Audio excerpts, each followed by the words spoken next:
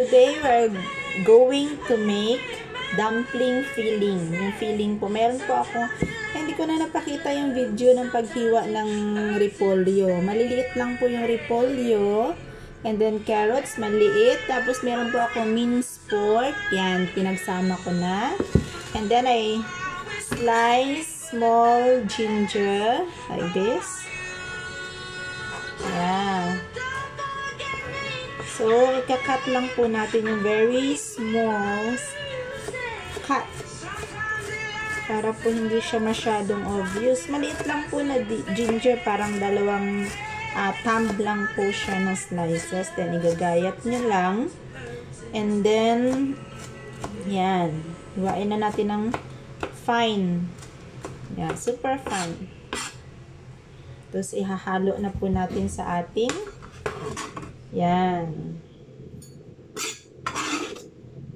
Dumpling filling. So, and then, garlic. Yan. Mga 2 to 3 garlic. Ang mga 250 lang yung meat na ginamit ko. Tapos, konti lang yung mga I think half cup lang ng repolyo at saka ng carrots. 1/2 cup. Yan, mga ganun lang. Hindi na masyadong marami. Yan. Yan na siya. Pag hahaluin natin. Actually, nilalagyan ko siya ng spring onion. Pero today, I don't have spring onion, guys. So, ayan. So, sorry, wala akong taga-picture. So, yan. So, ayan, guys. Yan. So, ang nilalagay ko po dito is, wala pa ako ibang nilalagay, kundi, lang siya, light soya sauce. So, ito po yung nilalagay ko, Likumki light soya sauce. Actually, mas maganda yung green. Yung green yung cover. But I don't have green today, so we just use this less light soya sauce. Yan. Yan. So, mga 5 to 7 tablespoon lang po yung gagamitin natin. So, since I don't have a tablespoon, so 1/2 lang to. So, mga 10 or 12. Tikman nyo na lang po kung anong 1, 2, 3, 4, 5, 6, 7, 8, 9, 10, 11. So, 11 muna anin natin, guys. Baka mamaya sobrang na siya. Sobrang, baka mamaya umalat siya, hindi siya masarap. So, don't worry, mimix natin. So, ayan. Talagyan natin siya ng white pepper. So, ay po, white pepper. Yan, yung na siya, pino. So, lagyan nyo lang ng 1 teaspoon. Hindi naman yun siya maanghang. So, mix together. Mix well na. Mix natin. So, mix natin. So, mas masarap ito, guys, kung meron kayong shiitake mushroom. Igayatin nyo lang ng pinong-pino. Para naman pag, hindi siya hindi siya pag kinain. Paborito to ng mga alaga ko, yung gawa kong dumpling. Hindi na kami bumibili. Dati bumibili yung ama namin ng dumpling. Pero ngayon hindi na kami bumibili.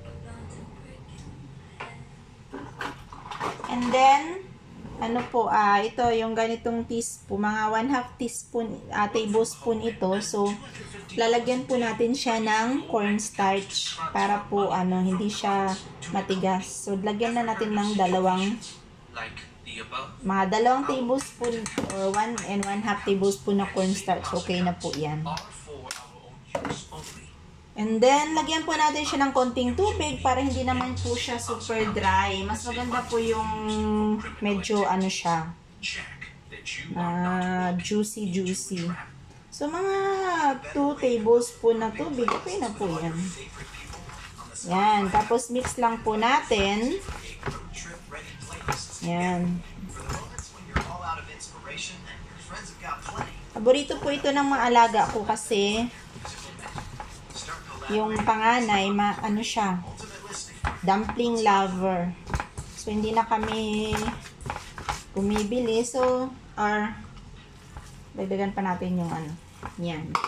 Nga 2 to 3 tablespoon para po hindi masyadong maano. Basta maano na yung karne yan. Yung ating filling ng dumpling filling. So, yun. Tapos, lalagyan po natin siya, guys, ng white sugar para to balance the taste.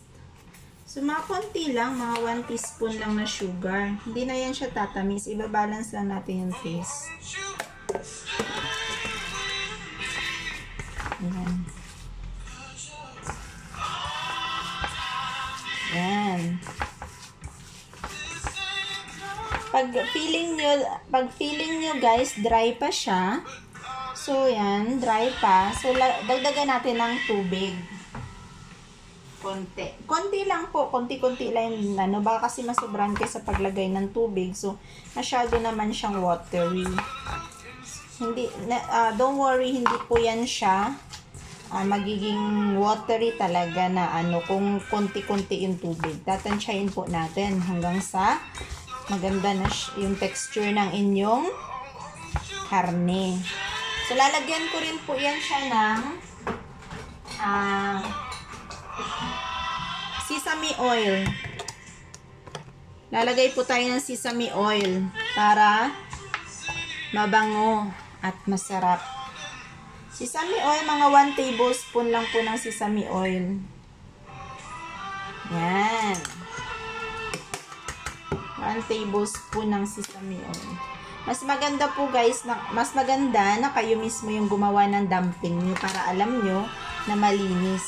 So, kinamay ko na po siya. Hindi na ako gumamit ng gloves kasi wala kaming gloves. At saka malinis naman yung kamay ko. Naghugas po ako, nagsabon po ako bago mag-start. Mag-prepare. Always, ano po, kailangan natin na laging malinis ang ating food. Kasi, we're preparing for the kids. So, ako kasi maingat ako sa pag-prepare ng pagkain ng mga alaga ko kasi maselan po yung sikmura nila. So, make sure I wash my hands thoroughly at saka yung mga kuko dapat maikli. Hindi po mahaba at saka walang kulay. So, yan po siya guys. Ganyan na yung texture niya.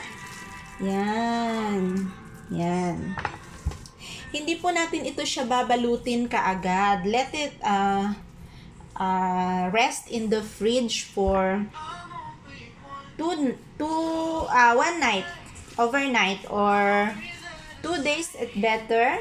Hindi po yan siya masisira. So, nire-rest ko po to sa fridge, mga ano.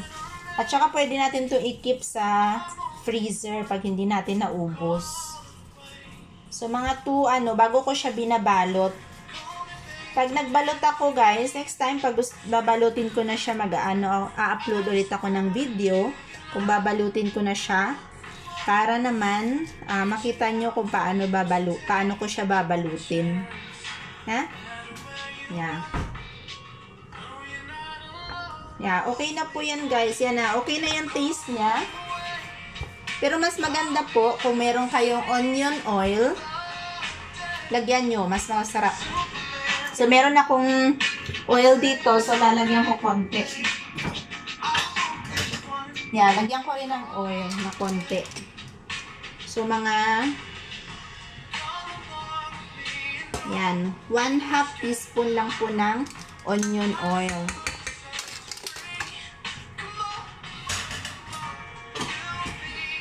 niyo guys kung bakit marami yung mga sahog-sahog ko na yan.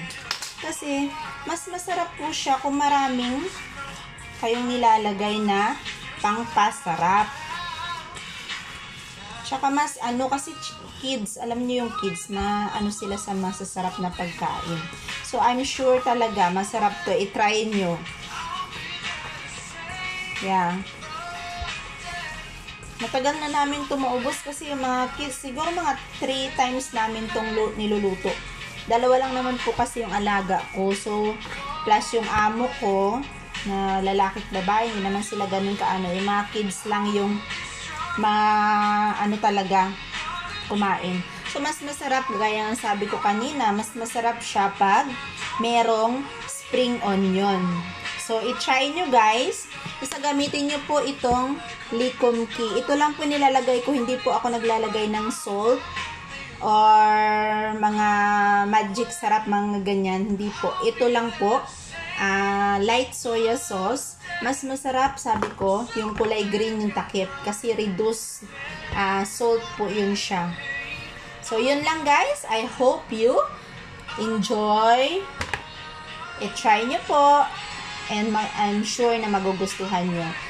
Comment lang po kayo kung ano pa yung gusto nyong luto na mula sa akin. Salamat! I hope you support my video. This is my first time.